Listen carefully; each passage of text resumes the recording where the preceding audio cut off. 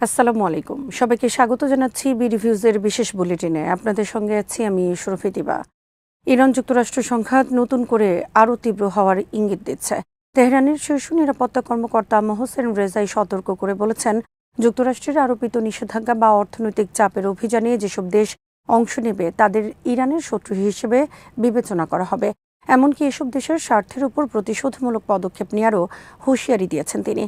রেজাইয়ের বক্তব্যে স্পষ্ট, ওয়াশিংটনের অর্থনৈতিক অবরোধকে শুধু যুক্তরাষ্ট্রের সঙ্গে দ্বন্দ্ব হিসেবে দেখছে না তেহরান, বরং আঞ্চলিক কোনো দেশ যদি মার্কিন চাপ বাস্তবায়নে সহযোগিতা করে তাহলে সেই দেশও সম্ভাব্য প্রতিপক্ষ হয়ে উঠতে পারে।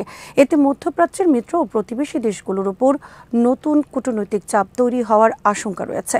অন্যদিকে ইরানের প্রেসিডেন্ট মাসুদ পেজিশকিয়ান বলেছেন, তার দেশ বর্তমানে পূর্ণমাত্রার অর্থনৈতিক, সামরিক ও নিরাপত্তা যুদ্ধে রয়েছে। তবে তার দাবি, যুদ্ধ শুরুর আগে যুক্তরাষ্ট্র যে ধারণা করেছিল অর্থনৈতিক চাপ ও সামরিক অভিযানের ফলে ইরান ভেঙে পড়বে এবং আরেকটি ভেনিজুয়েলাতে পরিণত হবে, তা বাস্তবে সত্য হয়নি।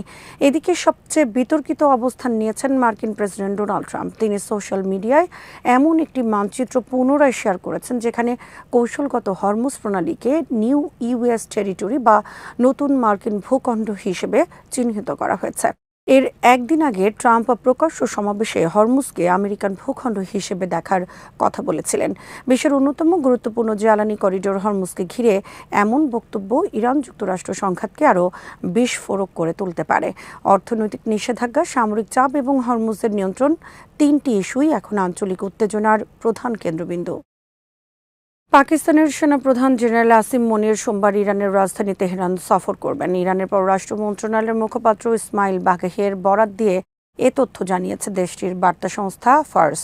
ইরানি পররাষ্ট্র মন্ত্রণালয়ের মুখপাত্র জানিয়েছেন, আসিম মনিরের এই সফরের মূল লক্ষ্য হল পাকিস্তান ও ইরানের মধ্যকার দ্বিপক্ষীয় সহযোগিতা আরও জোরদার করা।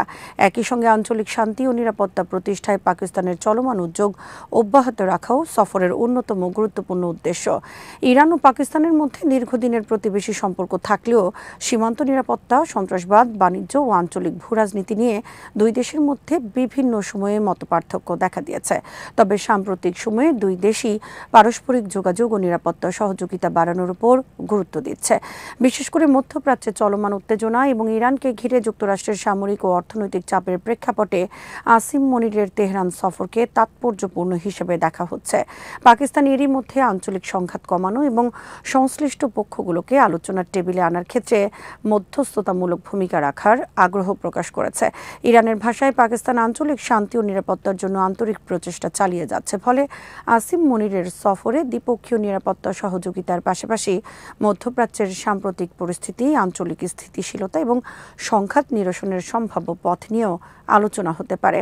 বিশ্লেষকদের মতে, তেহরান সফর পাকিস্তান ইরান সম্পর্ককে আরও সক্রিয় করার পাশাপাশি আঞ্চলিক কূটনীতিতেও ইসলামাবাদের ভূমিকা বাড়ানোর সুযোগ তৈরি করতে পারে।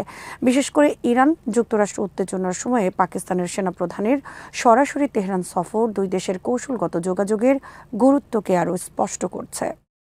ইসরায়েল সিরিয়ায় সাম্প্রতিক বিমান ঘাঁটিতে হামলার পক্ষে নিজেদের অবস্থান আরও স্পষ্ট করেছে। দেশটির প্রতিরক্ষা মন্ত্রী ইসরায়েল কাদস বলেছেন, সিরিয়ার একটি বিমান ঘাঁটিতে চালানো হামলাটি প্রয়োজনীয় ছিল এবং সামরিক বাহিনী স্পষ্ট গোয়েন্দা তথ্যের ভিত্তিতেই এই অভিযান চালানোর সুপারিশ করেছিল। সামাজিক যোগাযোগ মাধ্যম এক্সে দেয়া এক পোস্টে কাদস ইসরায়েলের বিরোধী রাজনীতিক ও বিভিন্ন বিশ্লেষকের সমালোচনার জবাব দেন।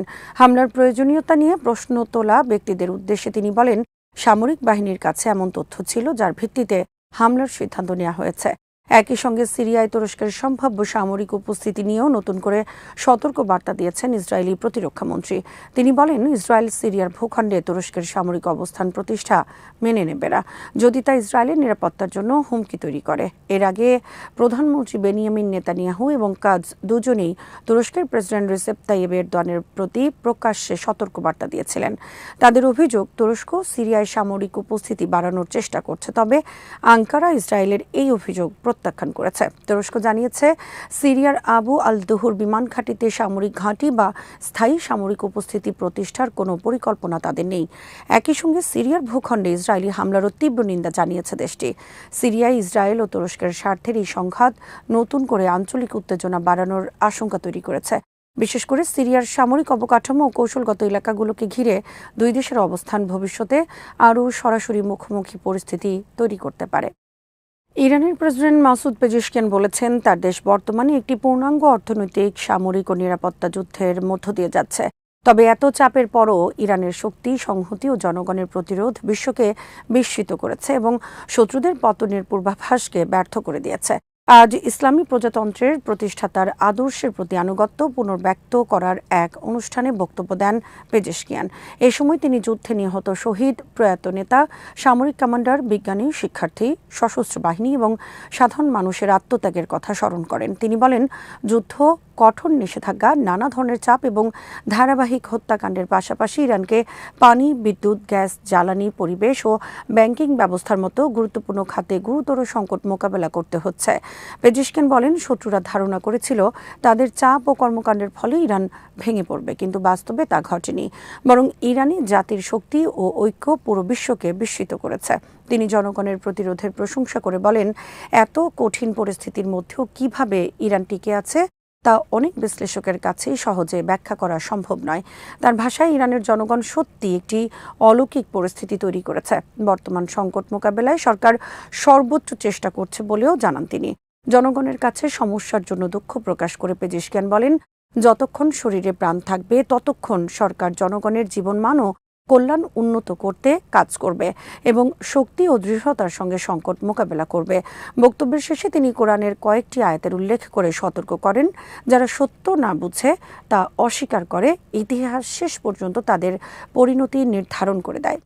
লেবাননের নতুন কোনো ভূখণ্ড দখলের চেষ্টা করা হলে ইসরায়েলকে উপযুক্ত জবাব দেওয়া হবে বলে সতর্ক করেছেন হিজবুল্লাহর রাজনৈতিক পরিষদের উপচেয়ারম্যান মাহমুদ কামাতি। ফিলিস্তিনি সংবাদ সংস্থা সামার বরাত দিয়ে এ তথ্য জানানো হয়েছে।